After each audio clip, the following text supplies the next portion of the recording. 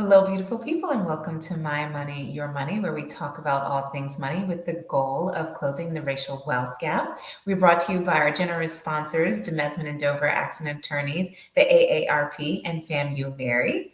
I'm your host, Brigette Lumpkins. I earned an MBA from Wharton, and I've worked at such firms as Goldman Sachs, Lehman Brothers, raising capital for investment funds, and supporting private clients with investment guidance.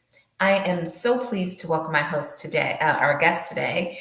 Following the riots that erupted in 1980 after white officers were acquitted for the murder of Arthur McDuffie, the city of Miami and Miami-Dade County collaborated to create the Metro Miami Action Plan in 1983 as a solution to socioeconomic disparities in various areas like economic development, housing, and criminal justice. In 2009, the Miami-Dade County Board of Commissioners reorganized the organization into the Miami-Dade Economic Advocacy Trust, or MDEAT. Last year, MDEAT's board members unanimously elected Bill Diggs as the trust executive director, who joins us today to talk about the agency's upcoming Evening with Executive Director Bill Diggs, scheduled for October 25th at 6 p.m. at Ampersand Studios near downtown Miami. Bill, thank you so much for joining us. Brigette, always good to see you. Thank you for doing this for us. Oh, it's my pleasure. Absolutely my pleasure. So tell us about MD. Well, we are really refashioning the organization to get back to the core of what we've always wanted to do. We consider ourselves to be the go-to organization for economic development in Miami-Dade County. So our job is to, increase wealth, to increase home ownership, and to build, Black lives in a very possible and probable way. Okay, that's a great mission. Obviously, really aligned with what we've focused on here, which is closing that racial wealth gap. And can you tell us about some of your agency's biggest or most impactful programs? We can. This past year, as you know, we worked for a very dynamic board of county commissioners and mayor, and they recognize. Dynamic is a good word. Dynamic is a good word. Yeah, listen, it really is. We think we've hit this just right. We have such an amazing leadership draft in our county, and so, one of the things that we are doing is, again, we're about the creation of wealth, and we believe it starts with home ownership, right? So we actually have a program that assists you in buying a home, and it's a housing assistance down payment program. And that's really one of the things that we're doing, but it's kind of for the mid-market to, low-income folk that happen to be Black in our community, where we are attempting to help them to get into homes for the very first time. But on the other side of that, in regards to wealth creation, we are building programs within our housing department that's going to allow for there to be a way to buy back the block. We believe we're having a rehab loan program that we're creating. Where, instead of selling grandma's house, come back home, rehabilitate the house, rehab the house, if you will. And so we're doing that from a housing perspective. And then on the side of helping businesses, Black businesses, small, medium, and large businesses to be able to get better at what they're doing, we're providing grants and or loans to businesses, and so we want to make sure that they have, if you will, the horsepower to get to the next level. So we wrap our services around that economic development program, in the sense that we want to make sure that we partner with other organizations that can give you the tools within your toolbox that you're going to need to be successful. So that's what we're doing on the economic development side. And then we're holding people to task, right? So we're not only giving you money, we're giving you grants, we're giving you loans. We're trying to make sure that we endear you and your organization to the other very smart, profit and nonprofit and Black businesses that can help you to grow and sustain your business. And so that's what we're doing in that area. And then also too, because we are a county agency that focuses on the whole self of Black community, we have a youth department, and we're doing quite a bit there to get them ready to understand about my money and your money. There you go. It starts young, right? The money habits and knowledge that you develop as a young person really do set the tone for your early 20s and beyond. And if you make good decisions, you get compound interest, and it really can set you up for long-term security and wealth building. Now, I want to ask you a question that just occurred to me as you were speaking. As you talk about offering home ownership assistance, loans, or rather grants, whatever form of assistance it is for down payments, and also rehab, there's a huge wave of immigration from other parts of the country. So domestic immigration to Miami, and gentrification and price inflation that's happening in some traditionally Black areas like Little Haiti, Liberty City, etc. And what is the dynamic there? Because it's all around me. I live in Midtown. It's all around me, that dynamic. And I talk to people who like work in Target, et cetera, and they're getting pushed further out. So how does MD address that price inflation and guard against aggressive, replacement of the population? Man, Brigette, that is a great question. Let me tell you. So one of the things that I did not mention, and it's kind of in our name, economic advocacy, right? So the advocacy piece, one of the things that we did this past year, I brought on board a research department. And the research department that we have is there to analyze, understand, and then to compel our community to embrace some of the things that we know are there. And so this gentrification thing is very real, and we understand that it's going to happen. We're trying to figure out how to control it. But in doing so, we've created an outreach department of our housing that's going out to Black mortgage companies and Black realtors and realtists, and helping them to be able to have a particular level of sensitivity around why it's important that these neighborhoods stay this way. And of course, you've got young realtors like, listen, I'm just trying to sell a house. Doesn't matter who I sell it to, right? I'm trying to make this money. And so we're on the other side of that saying, take a look at these Black census tracts and this data, and trying to appeal to the better sense of saying, we can help you to identify who of color may be able to move into this community as it continues to grow, because we know what the trends are. So we're following that trending information, and so we're doing that in regards to really assessing these Black census tracts, trying to communicate with them in a very viable way that will allow for them to be able to, if you will, situate a customer and or client back in that community. And by the way, we mentioned earlier about the rehab program, right? Mm-hmm. Now, there's nothing that Bill Diggs or the Miami-Dade Economic Advocacy Trust or Miami-Dade County, for that matter, can do about the soaring interest rates. There's nothing that we can do about some of this white flight money coming back into our communities. But what we can do is we can try to educate those who can make a difference and have them to understand that all of us, to the extent that we can afford to, have a moral obligation, if you will, to try our best to help our communities to kind of stay in the situation that they're in and or grow Black influence. Right. Yeah, it's a tricky problem. I mean, I saw it happen in my hometown of Washington, D.C. So, you're seeing it happen here now. Yeah, D.C. has gone through that for sure. Yeah. Absolutely. So how do people get access to your program? So I want to buy a house in Alapata, and I am working class, and I haven't had the opportunity to save a down payment because I don't have a rich daddy who left me something when he died or knew that he could get life insurance, etc. Yeah. Well, I mean, listen, from our perspective, it's easy, right? You pick up the phone, you call our office, and then we can connect you with some of the folk that work within our mortgage research division. And basically what we do is we don't do anything directly. We are a county. We do operate as a very large artery, and we will connect you with one of the realty companies and or mortgage brokers, depending on kind of where you're at in the cycle, to help you with this. One of the things that I need for people to understand, though, we don't give out enough money for you to have the entire down payment, right?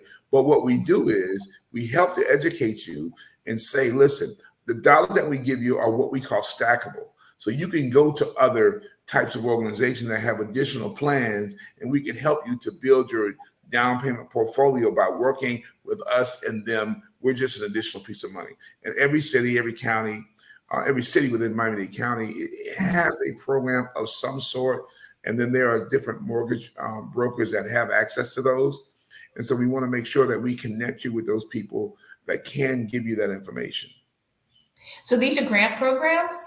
They are grant programs, yes. Okay. Now, let me say this. These grant programs are interesting, right? The grant programs that you have say that if you stay in that house for 10 years, the money that I gave you, which starts out as a loan, is you don't have to pay it back if you stay for Okay. 10 years. Now, it's written as a loan, right? So it goes through the underwriting process, but you don't have to pay any of the monies of that loan within your mortgage or pay us back. It just happens that when you leave, if you leave within 10 years, and we've got a discussion we have to have, right? But at that point, if you've achieved, growth in your property, 10, 15, 30%, then me paying you back, you paying me back a small amount of money you got from me is not a big deal. Right, But sure. that's really kind of the stick in the carrot kind of sort of. Okay, that's excellent. That's excellent. Mhm. And there are Yeah. other grant programs, so you can combine them You to can, build. and correct. And then, some of these mortgage brokers, I mean, they know where the money's at, and we don't even know about all of them. They change on a monthly basis or whatever, but there are ways, that you can, get $50,000 to $100,000 in down payment assistance if you do it right. Wow, that's a lot of money. It is, yes, correct. That's a lot of money. Yeah. That's a lot of money. Yeah. So I'm familiar with the work you used to do with Alonzo and Tracy Morning, Yeah. and I know you made this change recently, relatively speaking, to MDEAT after a long time with their foundation. Mhm. Tell me what attracted you to work and lead this organization. Well, first of all, Alonzo and Tracy are family. Alonzo and I talk every week. We still communicate as we always had, because one of the things I tried to do before we left is to raise some money to build a now $20 million new Overtown Youth Center, and it's coming up. And so I did that. That's my baby. I'll never leave that. It's my service. It's my honor. But the job with the Miami-Dade Economic Advocacy Trust, if you will, for me at this young age of 60 is a culmination of all the things I've done, right? It's foundational in the sense that I am still raising money for opportunities. It's giving back from a not-for-profit perspective. It's economic development with the tools that I need. And it really, we are not a chamber. We work with the Miami-Dade Chamber of Commerce, which I was CEO of for about 8 years there. And so what this is it's like all the skills that I have, gathered over the last, 35 years of my business life, I'm putting to work here, managing a multi-million-dollar county-based organization that has the right intention. Okay, that's good to know.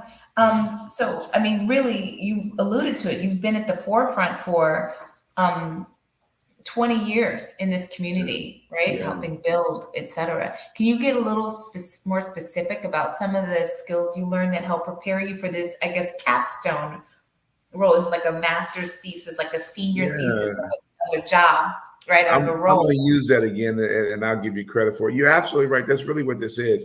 So let me tell you, when I was like I said, I spent 8 or 9 years in the Miami-Dade Chamber of Commerce, and I went to work for Alonzo and Tracy Morning to run the Morning Family Foundation. Budgeting for me, understanding money and how to manage it was probably the biggest hurdle that I had to overcome. I've always, if you will, been a salesperson, so I know how to go out and make it happen and turn it up, right? And that's been my life's blessing. But to be able to figure out how to make payroll, right? That's the key. And also too, trying to make sure that you build a budget that is legacy based, so that it has years of life added onto it. Has been, if you will, the major skill set to sit down and say, okay, you want to make sure you have more money than you've got month, right? And then if you're really smart about figuring out how to capitalize, you want to do something even more than that, which means, it's not just about money in month. It's about the thing that makes a difference, which is forecasting, saying, what's my burn rate? How am I going to survive the next 3 years if you're really trying to figure out how to run a company? And that's it. Because, whether you're a for-profit or nonprofit, you still have to understand valuation and the cost of money and time. Right. Got to keep your eye on the money. Okay.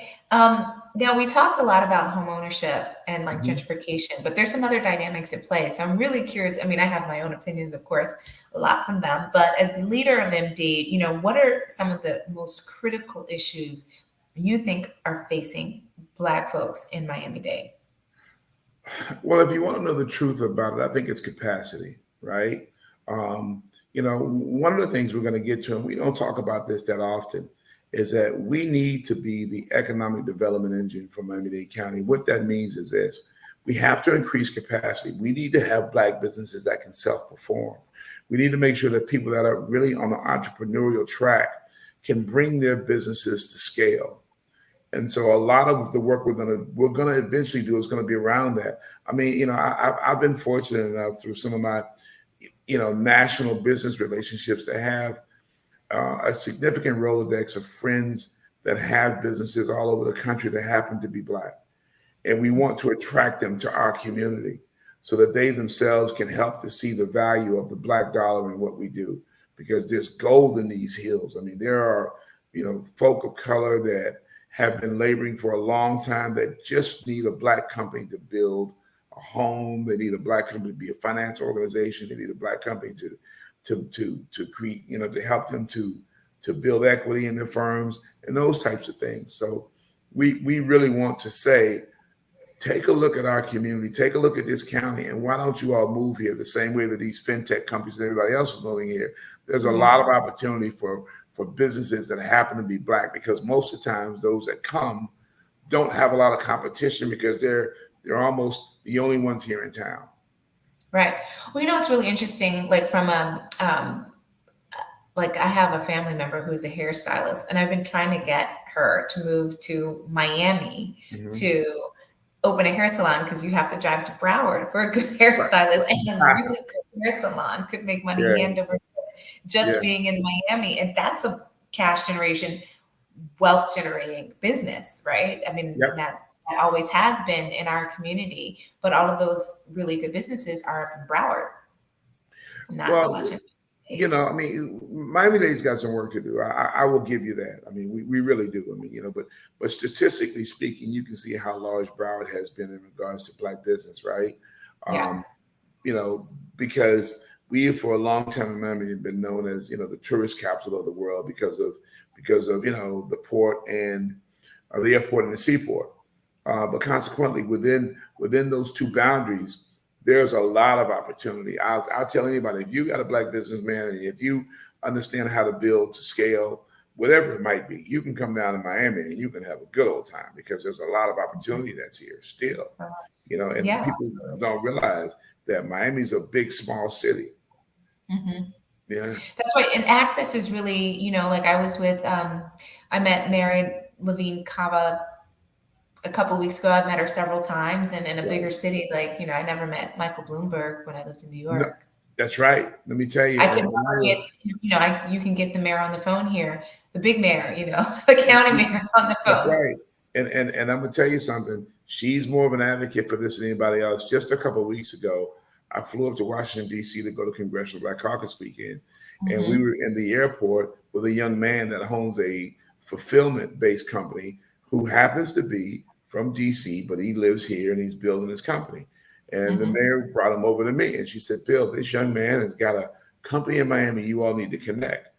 Right. I mean, and she's the mayor of our fair county, and she's helping to, inculcate and develop Black business. You can't beat that. So do you partner with other organizations throughout the county, organizations like the Beacon Council, the Downtown Development Authority, Miami Finance Forum, any of the local organizations that are seeking to build business, but bringing this perspective of empowering the Black community? And I'll give you a little background for that, because in the finance ecosystem, when you're talking about finance and tech and everything like that, there's very little focus. And, I don't want to see us get left behind of all of this development that's happening via Twitter, right? And so how does MDEAT insert itself into those conversations? And what is your role in collaborating with those organizations that are at the forefront of some of this other growth the county's seeing? You're absolutely correct. As a matter of fact, I've had a conversation with the past chair of the Greater Miami Chamber of Commerce, who's Rick Beasley. And we had a conversation about that level of collaboration. We're beginning that practice. And, and God bless Mike Finney, who passed away from the Beacon Council not Yeah. long ago. What a lovely man. Yeah, Mike and I had multiple conversations, and we were beginning to build a bridge between the two organizations that did not exist before, I might add.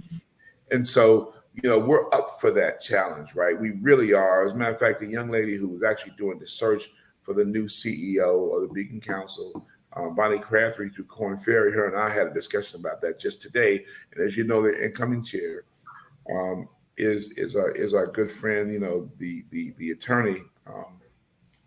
And we had a big conversation about that as well. And so we're doing the best that we can to begin to partner with that. And that's Yolanda. Gosh, I forget her last name. It escapes me right now. Yeah. She's with Becker and Polyakov. Yolanda Cass Jackson. I'm sorry. Oh, yeah. Yeah. Yeah. And so her and I have had some discussions. And I'm also talking to John Hall about, the finance forum and trying my best to take some lift and do some other things, because we finally staffed up. I finally have enough staff that are actually running these programs where I can get out here and begin to kind of get on what I'm going to call my business development, horse, kind of sort of. Right. Right. Well, that's really good to hear, because, I have seen, my experience has been that we are largely absent from all of the great things that they're doing. And Michael, Mr. Finney, he was great at sort of being part of that. But I think it does take an organization that's dedicated to looking out for us, to constantly be that voice in the room and at the table, is making sure we don't get left out of all the gold. You're right. I mean, our focus is singular. I mean, I am laser focused on just that. And I tell people, I'm not trying to be all things to all people. I've done that before. I love the chamber from that perspective. I said, but my goal here is very simplistic. I'm trying to create wealth in the Black community. If it's not in that vein, it's not for me. So what are you most excited about these days, whether it's MDEAT or, I don't know, the football team? Yeah. Well, listen, first of all, I mean, I'm originally from Augusta, Georgia, but I'm a big sports fan. But I can tell you that if we had this name a sports team, I'm a Miami Heat fan. Go Heat, baby! They start again tomorrow night. I'm super hyped about them. I'm crazy about the work that they do. But I will tell you that we are embarking on, and I mentioned it earlier, with a research department within our organization, where we're actually beginning to ask the hard questions. We're having, if you will, very high-minded intellectual conversations about Black life in Miami. So much so that we're dogged on this research. We are trying to understand how we got here and where we're going. And we're going to create, if you will, a significant roadmap that's going to be to a certain extent a strategic plan for success. And then once we do that, then we're gonna build on it to make sure that people understand it. So while we're doing the work on a daily basis, we are going to strategically build an intellectual engine that anybody can use in our community, be it the NAACP, the 100 Black Men, some of these nonprofits that are out there, and everybody else that wants to know kind of what we look like. And it's more than a disparity study, right? And so we're climbing up that ladder, and I'm really excited about that. And by the way, it's a Black firm that's doing it for us. That's great. Yeah, they're here locally, and then they've also invoked, some of the godfathers around the country of Black intellectual political thought to be a part of it. So we're finally, if you will, helping Miami to have a national focus, locally, set. Okay. Yeah. I mean, and I see this like holistically, even beyond the scope of what we're talking about, just the national spotlight over the years that I've lived here, which is 17 total, really is shined on Miami in a way that it has never been. Right. So it's definitely much more of a national city than it used to be. It used to be this like little outpost, right? And so now it's Right. like really, yeah. What we don't have that much time left, but Okay. you talk about what you're excited about. What's keeping you up these days? What keeps you up at night? Our babies being arrested, our children, our we are invariably our young kids are being arrested at an alarmingly high rate. We've got to fix that problem. Mm-hmm. And I'll be honest with you, it's way too early for me to surmise why, but I can tell you that we are serious about trying to understand it. Listen, in order for there to be a middle class Black Miami, these kids have to go to college. They got to be able to go out and get a job that will pay them at a rate that they can afford to be in Miami. Mm-hmm. None of this happens without these kids having a safe childhood and not becoming a part of the crib to prison pipeline that is there. We want to Right. stop it, and so we got to Well, do it. well, I can tell you why. That's by design, because that is a profitable business model for our economic system that Yeah, persists. But perhaps that's out of scope. I don't want the time to pass without us talking about this upcoming evening with Bill Diggs on October 25th. yeah, That I would love for our audience to visit and participate in. So, can you yeah. tell us about that? So I mean, so this is, if you will, our coming out party. I mean, we believe that the message that you and I are talking about, Brigette, is really where we want to go. We need for people to understand that we are committed to the cause of Black life and building Black wealth and increasing economic opportunities for people of color in our community. And so we're going to roll out, if you will, some of the stuff that you and I are talking about. We're going to begin by having a discussion with those thought leaders in our community and letting them know that we've got resources, we've got opportunity, and we really do care. And so we're going to be able to talk to them about our programs, about what we're doing around youth crime. We're going to talk to them about what we're doing around youth excellence. We're going to talk to them about economic development and building Black businesses. And then we're going to talk to them about some of our housing programs that allows for construction companies for us to partner with them if you're looking to build.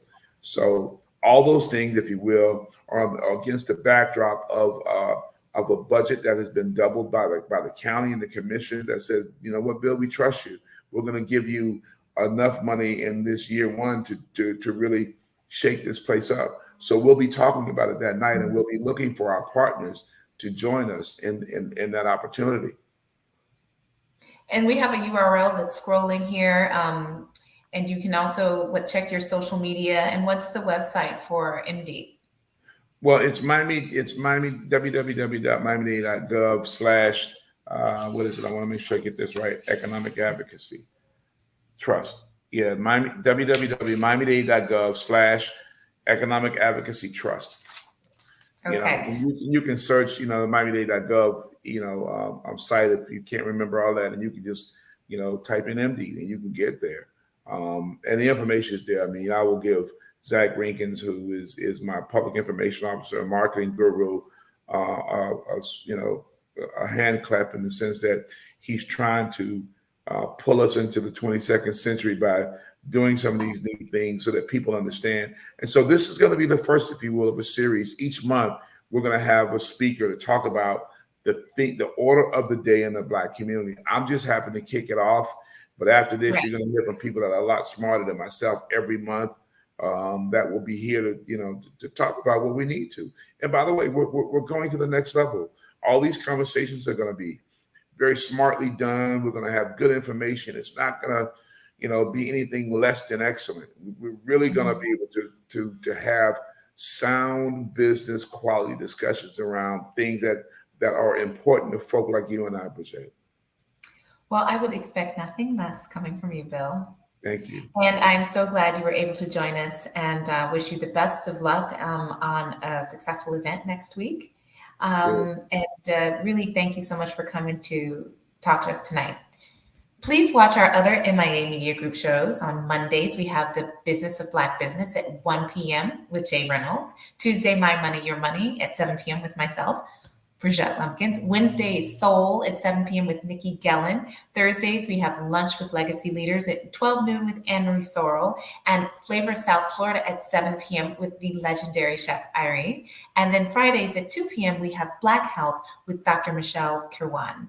Thank you for joining us, and let's work together to close that gap. Thank you. Always good to talk to you. I'm so proud of the work you're doing. And thank you to my good friend, Dexter Bridgman, man. This is an excellent format, and I am enjoying the growth of the Miami Media Group. Yeah, absolutely.